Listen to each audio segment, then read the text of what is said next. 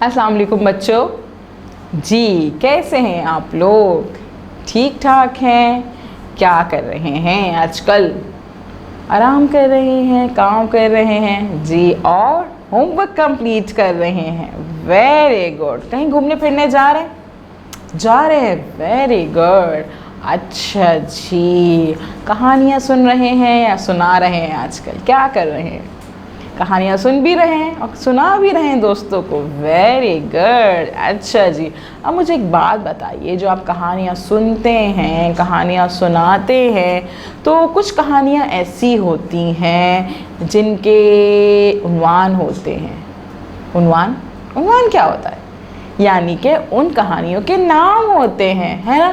कुछ कहानियों के नाम होते हैं और कुछ कहानियों के नाम नहीं होते, है ना? उसके क्या करते हैं, उसमें हम क्या कर सकते हैं? क्योंकि उन कहानियों के हमें होता है कि यार किसी ने भी, हमारे दोस्त ने, हमारे फ्रेंड ने, हमारे बहन भाइयों ने, हमारे मम्मा पापा ने हमें कोई कहानी सुना दी, तो उसका कोई नाम नहीं होता। तो हम कहानी का नाम कैसे बना सकते हैं? जी, उन कहानियों का नाम हम उस कहानी में मौजूद किरदारों को देखकर, उसमें जो पैगाम दिया गया है, जो हमें बताया गया है, जो सबक दिया गया है उस कहानी में, उसको देखकर उसका उन्वान दे सकते हैं, है ना? हमारे पास कोई भी कहानी हो, हमें कोई कहानी सुनाई जा रही हो, तो उसमें क्या होता है? उस कहानी में हम एक उन्वान देखते हैं। सबसे पहले कोई हमें उन्वान बता देता है। जैसे मैं जब आपको कोई कहानी सुना रही होती हूँ तो मैं आपको उस कहानी का उन्वान बता देती हूँ, है ना? बता देती हूँ ना। कुछ कहानियाँ ऐसी भी होती हैं जिनका उन्वान नहीं होता है, तो आप उनका उन्वान खुद से भी लिख सकते हैं या रख सकते हैं, है ना? अच्छा जी, कहानी जो होती है वो क्या होती है? कहानी आपने कभी देखा है कि कहानी कभी ऐसा नहीं होता कि फ़ौरन ही जो है आपको बता दिया जाए कि इसमें ऐसा हो गया, ये चीज़ इस तरह से ख़त्म हो गई, नहीं ना। कहानी में क्या होता है? पहले एक आगाज़ होता है, बताया जाता है कि कहानी में किरदार कौन कौन से हैं, वो स्टार्ट कैसे हो रही है, उसकी शुरुआत क्या हुई है। वो कहानी में समझने में मज़ा आता है आपको। फिर समझ में आता है, अच्छा कहानी में ये किरदार हैं, अच्छा उसका माहौल ये है, अच्छा फिर उसमें जो है वो कौन से वाक़यात हो रहे हैं। जी, कोई वाक़या ऐसा होता है उस कहानी के अंदर जो कि उसमें ज़हूर हो रहा होता है, जो रोनुमा हो रहा होता है, जो पेश आ रहा होता है। जी, जो कहानी में कोई वाक़या पेश आ रहा होता है, वो कहानी में वो वाक़या पेश आता है, और फिर वो वाक़या जब पेश आता है तो उसका फिर इख्तिताम होता है कि वो मसला, कोई वाक़या वो इख्तिताम की तरफ जाता है, अपने ख़ात्मे की तरफ जाता है। जी, ताकि उसके बाद में हम कोई कंक्लूजन निकाल सकें, कोई सबक पता चल सके हमें कि इस कहानी का मकसद क्या था, इस कहानी में हमें क्या चीज़ पता चली है। जी, कहानी ऐसे ही नहीं होती है। कहानी के अंदर क्या होता है? उसका आगाज़ भी होता है, उसका दरमियान भी होता है और उसका इख्तिताम भी होता है। जी, उसको स्टार्ट किया जाता है। जी, समझ में आ रहा है? आपने बहुत सी जो है कहानियाँ देखी होंगी, आपने सुनी होंगी, समझी होंगी। अब आप जो भी कहानी सुनेंगे, जिससे भी सुनेंगे, चाहे अपने मम्मा से सुनेंगे, चाहे अपनी दोस्तों से सुनेंगे, चाहे आप मुझसे सुनेंगे, तो आप इस बात का ध्यान रखेंगे कि अच्छा अब इस कहानी का आगाज़ हुआ है, अच्छा तो अब हम इसके दरमियान में आ गए हैं, और जब हम आखिर की तरफ जाएंगे तो आपको समझ में आ जाएगा कि ये इख्तिताम है। जी, है ना? समझ में आया? Very good. अब हम क्या करेंगे? हम अपना बुक का सफ़ा नंबर खोलेंगे। क्या? सफ़ा नंबर 20 खोलेंगे, और उसमें हमारे पास मश्क मौजूद है। क्या लिखा हुआ है? कहानी समझिए। जी, इसमें क्या लिखा हुआ है?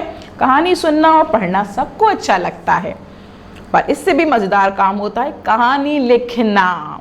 कहानी लिखने के लिए कहानी को समझना बहुत ज़रूरी होता है। आइए आज हम कहानी को समझते हैं। हर कहानी का एक नाम होता है, उसको उन्वान कहते हैं।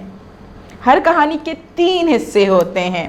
आगाज, दरमियान और इख्तिताम। जी, ये हिस्से हमें पहले बताते हैं कि पहले क्या हुआ, बाद में क्या हुआ और आखिर में क्या हुआ।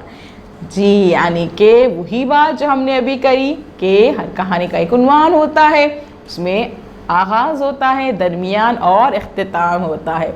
अगर कभी आपने भी कोई कहानी अपनी बनानी हो, कोई लिखनी हो, तो आप पहले उसका उन्वान सोच लीजिएगा, किरदार सोच लीजिएगा और ये सोचिएगा कि उसके आगाज़ में क्या होगा, शुरू में क्या होगा, उसके दरमियान में क्या होगा, उसके बीच में क्या होगा और उसके इख्तिताम में यानी कि उसके आखिर में क्या होगा।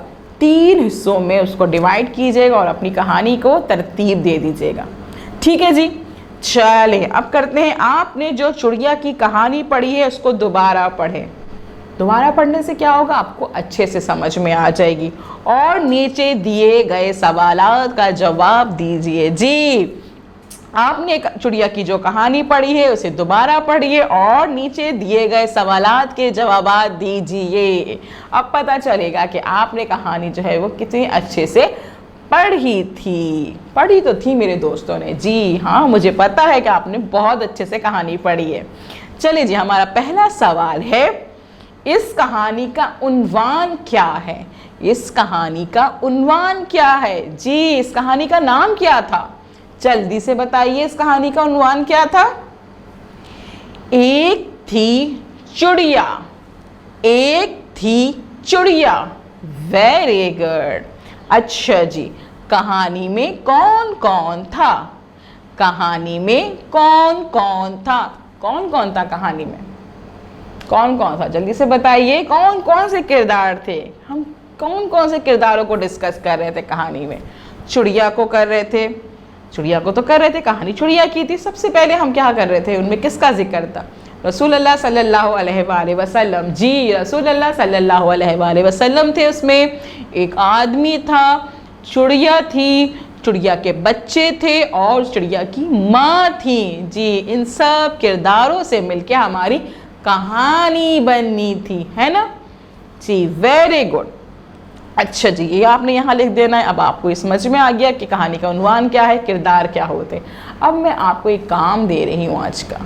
जी, आज एक काम दे रही हूँ आपको कि आप जब पेज नंबर खोलेंगे हमारा 20, तो यहाँ पे तख्लीक की लिखाई में कुछ जुमले दिए गए हैं, कुछ जुमले दिए गए हैं। जी, इसमें लिखा हुआ है, दिए गए कहानी के आगाज़, दरमियान और इख्तिताम को तरतीब दे के लिखें। पहला जुमला है, कहानी सुनने के बाद चिड़िया के बच्चों को भी रसूलुल्लाह सल्लल्लाहु अलैहि वसल्लम को देखने का शौक़ हुआ। दूसरा जुमला है, रसूलुल्लाह सल्लल्लाहु अलैहि वसल्लम ने फ़ौरन हुक्म दिया कि इन्हें वापस छोड़ आओ। एक आदमी ने चिड़िया के बच्चों को घोंसले से निकाल लिया। बच्चे बहुत रोए पर इस आदमी को रहम नहीं आया। ठीक है जी, अब आपने क्या करना है? अब आपने इस जुमलों को सोचना है, पढ़ना है, बार बार पढ़ना है, बार बार पढ़ना है और इसके बारे में सोचना है कि इसका आगाज़ क्या है इस कहानी का, इसका दरमियान क्या है और इसका इख्तिताम क्या है।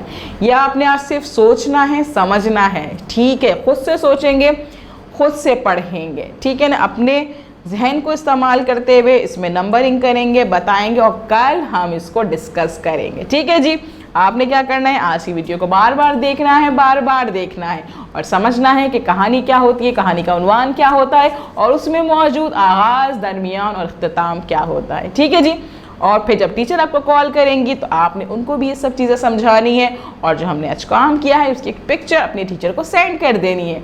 कल हम मिलेंगे न्यू एक्टिविटी के साथ। अल्लाह हाफिज़।